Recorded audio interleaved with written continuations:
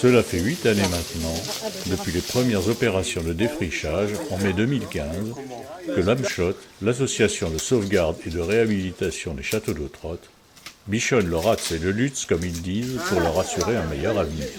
Un important travail de défrichage avait permis, depuis toutes ces années, de débarrasser façades, portes et fenêtres de la végétation qui les envahissait. C'est durant l'année 2023 que le Lutzelbourg sera l'objet de toutes leurs attentions. Ce nouveau chantier avait en fait démarré en novembre 2022 par des travaux de terrassement et de mesure au niveau d'un muret découvert devant la porte du palais. S'il s'agit de débarrasser des déblais, d'avancer là, on va avoir 2 mètres cubes, il faut de la main-d'œuvre. Patrick Verling, président de l'AMSCHOT, va nous décrire en quelques mots cette opération préliminaire. Aujourd'hui, c'est un très grand jour parce que nous commençons, comme vous le voyez derrière moi, nous commençons le terrassement devant la façade du Palais 1400 qui sera mis en chantier l'année prochaine, en 2023. Alors, l'objet de ce terrassement, c'est d'essayer de trouver des éléments qui sont taillés en grès, qui pourraient ensuite être remis en place sur la façade. Donc c'est un moment important puisque c'est vraiment le premier jour de ce chantier et nous l'espérons, nous allons trouver de beaux éléments à replacer. Alors,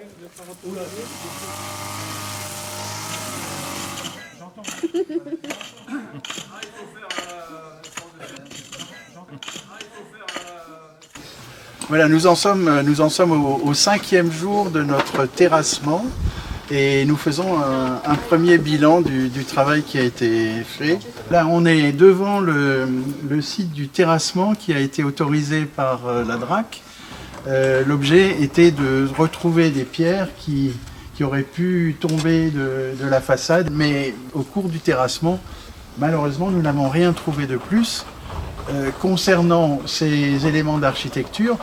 Mais, grande surprise, on a trouvé un muret et un muret longitudinal qui est très riche en enseignements sur ce qui a pu se passer à l'avant de cette façade, probablement une construction qui était adossée au Palais 1400. Et nous faisons des relevés, puisque l'ensemble de ces découvertes va être détaillé, photographié, décrit, dessiné sur du papier millimétré pour en garder une trace extrêmement précise. Ce que nous révèle ce mur, c'est que nous avons 2 parties avec un passage au milieu. Un peu plus loin, nous avions découvert plutôt un peu la même configuration d'un mur en 2 parties avec un passage au milieu. Et il se trouve que sur la façade, nous avons une ouverture qui est une porte et qui apparemment donnait accès à cette construction. On constate aussi un mur longitudinal ici. Et comme vous pouvez voir, nous avons posé une mire sur le sol de manière à voir l'échelle lorsque des photos vont être prises et des relevés qui vont être faits par 2 bénévoles de l'association qui sont étudiants en 3e cycle d'archéologie. Dorian vient de prendre en photo la coupe qui se trouve juste à côté. Étant donné qu'elle va être démontée d'ici quelques temps, et il s'agira de garder une trace précise des différents niveaux qu'on peut trouver dans le sol et pour en garder la mémoire.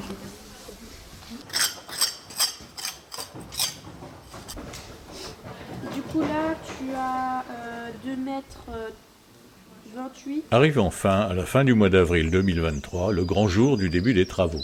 Nous sommes à présent devant ce magnifique Palais 1400 qui a 600 ans, c'est absolument phénoménal. Et c'est de ce bâtiment dont il s'agit et qui va être entièrement restauré au cours des 6 prochains mois. Alors, un échafaudage va être monté sur toute cette façade et sur la façade qui se trouve de l'autre côté. Ce retour ouest va également être entièrement restauré.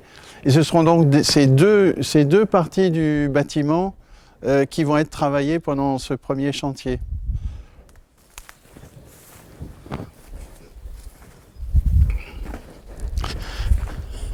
Alors en observant la façade, on se rend compte qu'il y a plusieurs types de dommages. Il y a des pierres de parement qui manquent, il y a des fissures, il y a des ouvertures qui sont complètement délabrées, il y a à certains endroits des pierres taillées dont certaines sont également très dégradées, et c'est tout ceci qui devra être restauré selon les règles de l'art.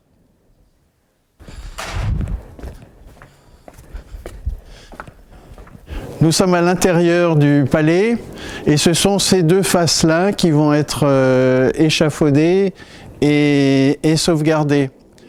Ici, on se rend encore une fois compte de l'état de délabrement des ouvertures. Nous avons encore une fois le même type de détérioration. C'est la maçonnerie dans son ensemble. Vous avez des fissures, vous avez des pierres de parement qui manquent. Mais sur cette face-là, on se rend particulièrement compte de l'état des ouvertures qui devront être toutes reprises l'une après l'autre, de façon à consolider le bâtiment et ne plus risquer aucun effondrement.